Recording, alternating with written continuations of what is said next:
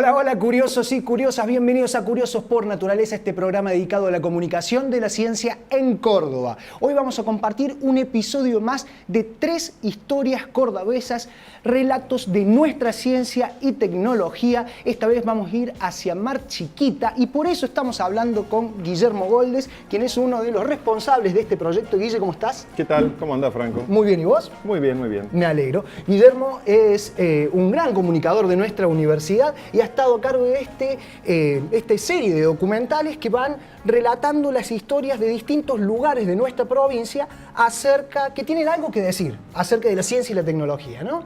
O sobre los cuales la ciencia y la tecnología tienen algo que contar para decir. Muy sí. bien. Contanos un poco, Guille, no sé, ¿cómo surgió la idea de hacer la serie?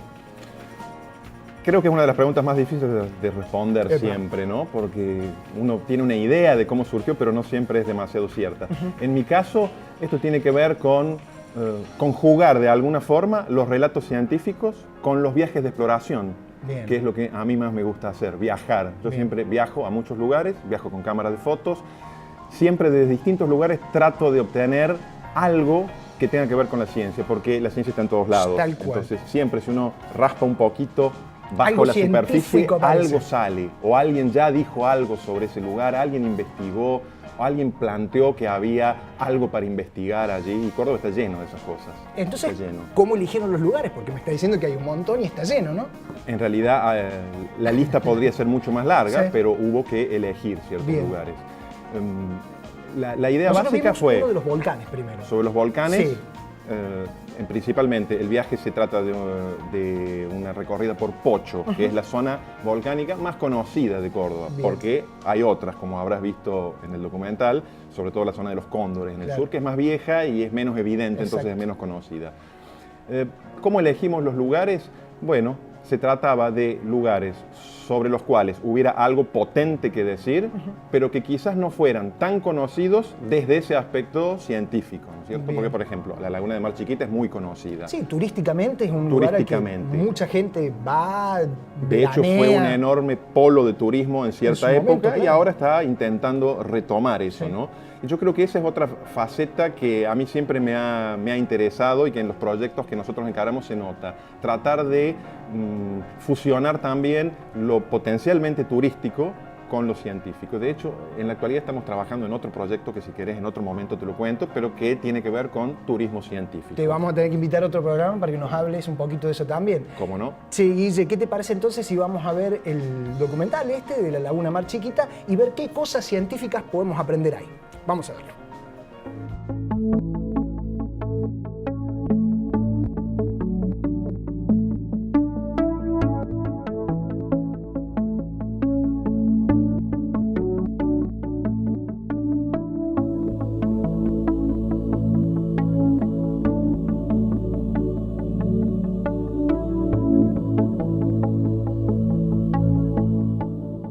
Soy Natalia Breis y soy bióloga.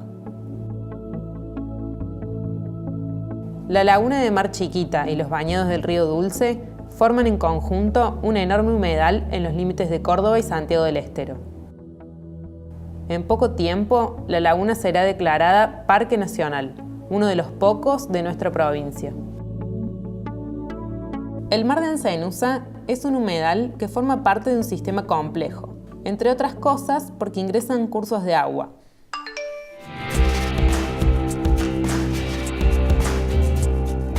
Entonces, la laguna de Mar Chiquita necesita una protección importante. No basta con alambrarlo para protegerlo. Hay que cuidar también el caudal, los ciclos y la calidad del agua de esos ríos. El biólogo Enrique Bucher siempre recalca esto. Hoy visitaremos la laguna de Mar Chiquita.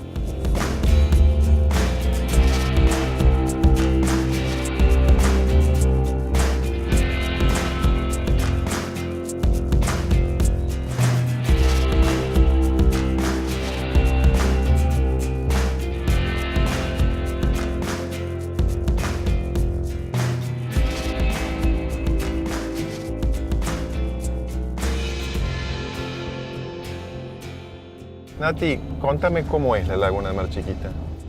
Bueno, la laguna tiene más o menos 100 kilómetros de este a oeste y unos 40 de norte a sur. Mira, acá te muestro una foto. Ahí la tenés. Sí. No se ve de una costa a la otra. Es un verdadero mar interior.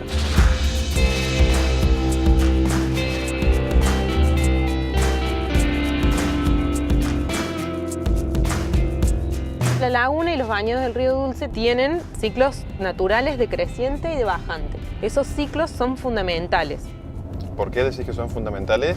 Porque ahí en la zona costera, esa zona que alternativamente está cubierta de agua o seca, es donde se desarrolla la mayor parte de la vida. En esa zona se combina vida terrestre con vida acuática.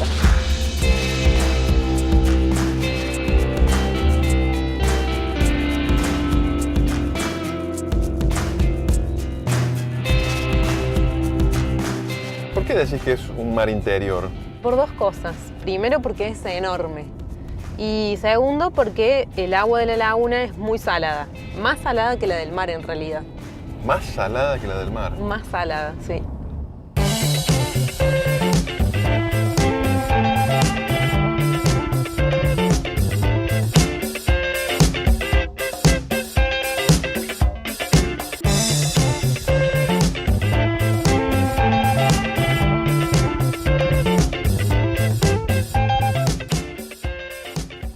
El agua entra a la laguna por 3 ríos. El Suquía y el Sanaes vienen de las sierras de Córdoba desde el sur. El Dulce viene del norte desde Tucumán. El 75% del agua la aporta el río Dulce. La laguna no siempre existió. En un principio, los 3 ríos corrían hacia el este y desembocaban en el Paraná. Pero hace unos 50.000 años, movimientos geológicos elevaron el terreno al este y al sur de la laguna, cerrándola. En ese momento nació el mar de Ancenusa.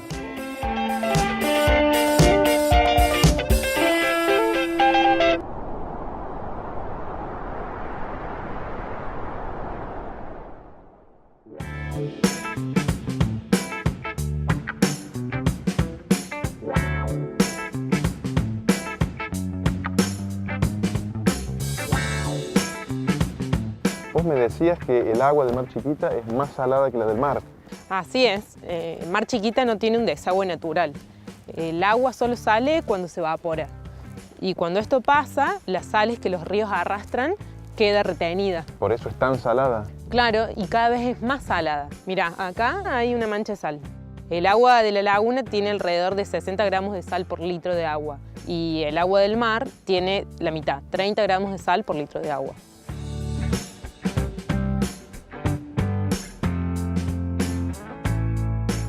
Pero la superficie de la laguna cambia cíclicamente.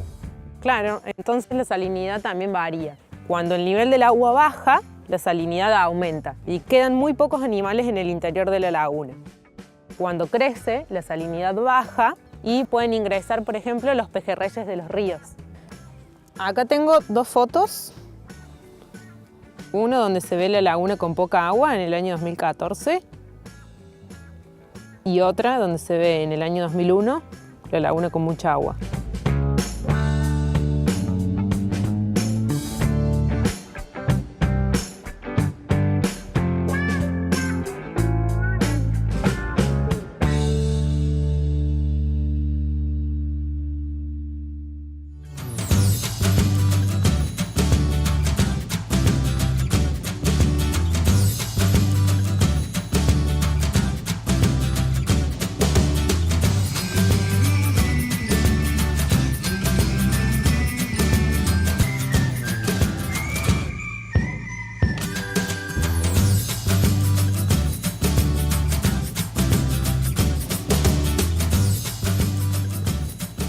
Hola, ¿cómo andás?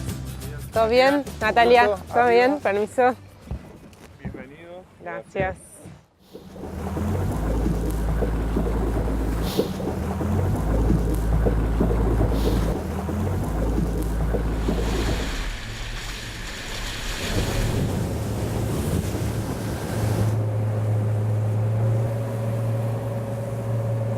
Como localidad ribereña, Miramar a lo largo de su historia ha sufrido distintas inundaciones. La primera fue en 1957, que justamente se inunda todo este sector. Todos estos árboles que nosotros estamos viendo eran la forestación de este gran hotel. Y allá adelante, ese arco de cemento, ese era el arco del trampolín de la pileta del hotel. Más allá de la inundación que sufre en la década del 50, Miramar sigue creciendo y llega a su época de oro, a su época de esplendor, en la década del 70. En esos años, Miramar era el centro turístico más importante que tenía la provincia de Córdoba. Llegó a tener 110 hoteles. Uno de los hoteles que teníamos, esa torre que tenemos allá sobre la derecha, que era el tanque de agua del Hotel Copacabana. ¿Por qué les digo era? Porque lamentablemente en 1978 la laguna Mar Chiquita prácticamente duplica su superficie, inundando la localidad de Miramar. De esos 110 hoteles que teníamos, 102 quedan debajo del agua.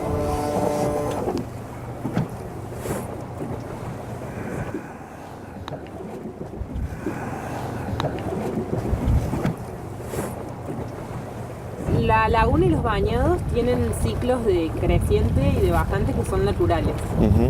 Sin embargo, a partir del año 1977, la laguna creció de manera extraordinaria. Y décadas después se da un ciclo de bajante muy pronunciado, también natural, como vos decís. Entonces, al bajar la laguna, grandes extensiones del terreno quedan cubiertas de sal. Y eso también trae problemas. Sobre todo cuando sopla el viento, la sal viaja a grandes distancias y cubre los campos, y eso hace que los campos queden estériles, hace que no sean productivos.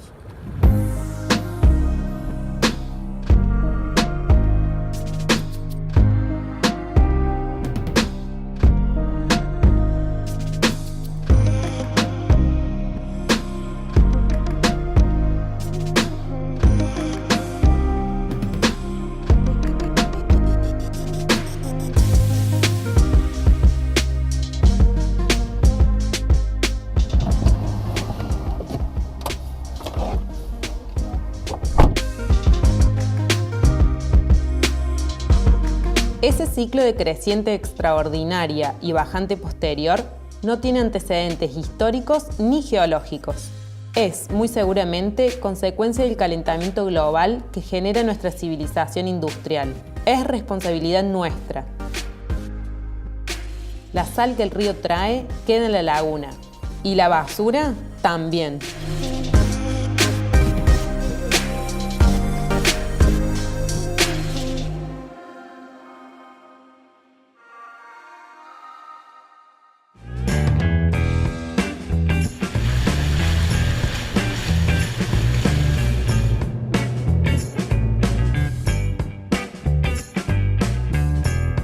Estamos en el desembocadero de un río. Sí, así es. ¿Qué es el Soquía? No, acá estamos en la desembocadura del Sanae. Y el río Segundo. El río Segundo, exactamente. Vemos muchos flamencos. Y estamos viendo un lindo grupo de flamencos.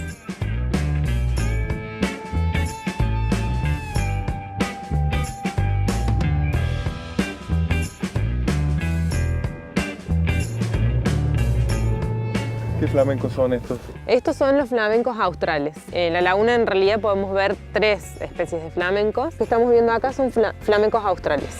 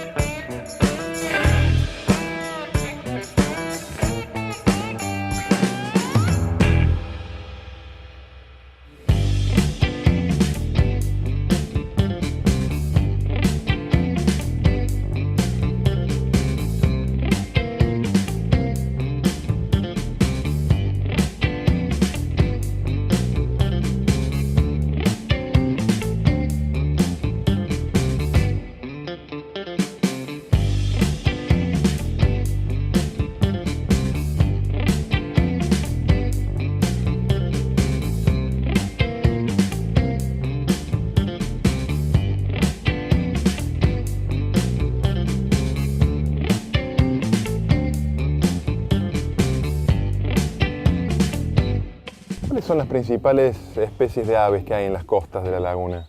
Bueno, hay muchas especies de aves acá. Entre ellas, las más frecuentes, podemos mencionar los cardenales, las aves playeras y los chorlos, tenés rayadores, los biguá y 3 especies de flamenco. ¿Y mamíferos? ¿Hay muchos mamíferos también en la zona? Sí, también mamíferos como el puma, el coipo, falsa nutria, gatos monteses y carpinchos también. Carpinchos. Sí. ¿A dónde? Sobre todo en el norte de la laguna.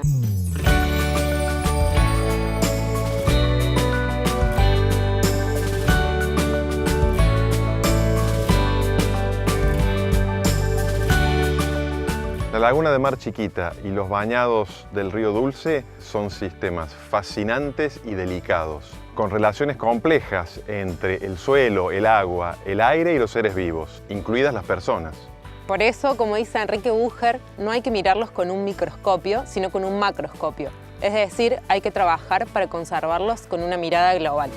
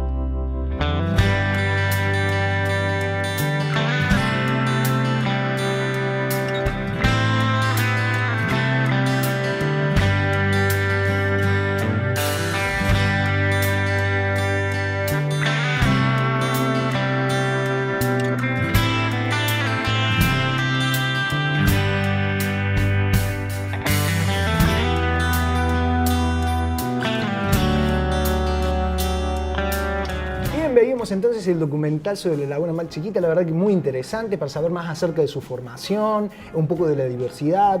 Laguna que pronto va a ser dedicada, por lo menos Parque Nacional, ¿no? Va a ser, sí, estamos esperando muy pronto va a ser un parque nacional, es decir, ya está decidida la creación del parque, creo que faltan trámites. Sería buenísimo para todos. Bueno, ¿qué te parece, Guille, si seguimos charlando acerca de este proyecto hermoso que tenés? Pero vamos a hacer un brevísimo corte y ya volvemos.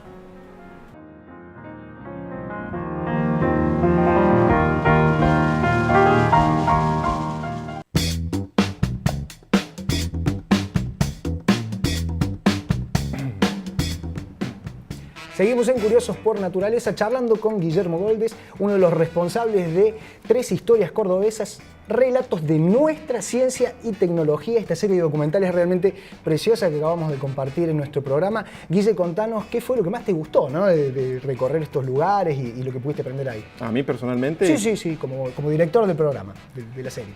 Mira, a mí hay 2 cosas que me resultaron muy apasionantes. Por un lado, los viajes que tuve que compartir con todo el equipo, es decir, poder ir a esos lugares a los cuales a algunos de ellos los conocía y a otros no, ¿sí? Pero visto desde esta otra perspectiva.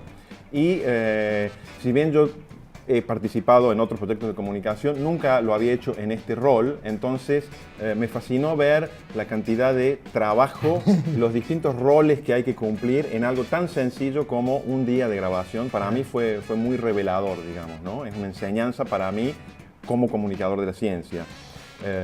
Los lugares a los que fuimos nos enseñaron muchas cosas también, ¿no es cierto? Yo te decía, algunos ya los conocía, los 2 lugares naturales los conocía, sí. La usina de Río Grande no la conocía porque no es de acceso libre, y me resultó sumamente impresionante, ¿no? Ver una usina que está 200 metros bajo la roca, en un recinto en el cual, según dice la publicidad oficial, cabe la catedral de Córdoba, para hablar un poco de los tamaños, ¿no? Claro. A mí me gustó todo respecto de esta serie, y lo que más me gusta es poder compartirla. De una. Guille, ¿y cuáles son los lugares que te gustaría seguir visitando? Porque recién hablábamos y decías que la provincia de Córdoba está llena de lugares de que la ciencia tiene algo que decir o que ellos tienen que decir de la ciencia. En realidad, si uno sectoriza la provincia en distintas regiones, uno podría pensar más o menos en 6 regiones, en algunas hay muchos lugares o muchas instalaciones tecnológicas que tienen que ver con la ciencia, a las que uno querría y que de hecho vamos a visitar. Y quizás la zona más difícil para encontrar proyectos científicos de interés es la zona típicamente agrícola, ¿no? Claro, tal cual, La Pampa, pensaba yo, La digo, no Pampa sé qué es hay. la zona Te vas más a Pilar y digo, complicada. no sé, científicamente en Pilar, Es la zona no más sé qué complicada porque lo inmediato ahí es hablar de temas agrícolas o de la ciencia aplicada a la agricultura, pero eso se agota bastante pronto.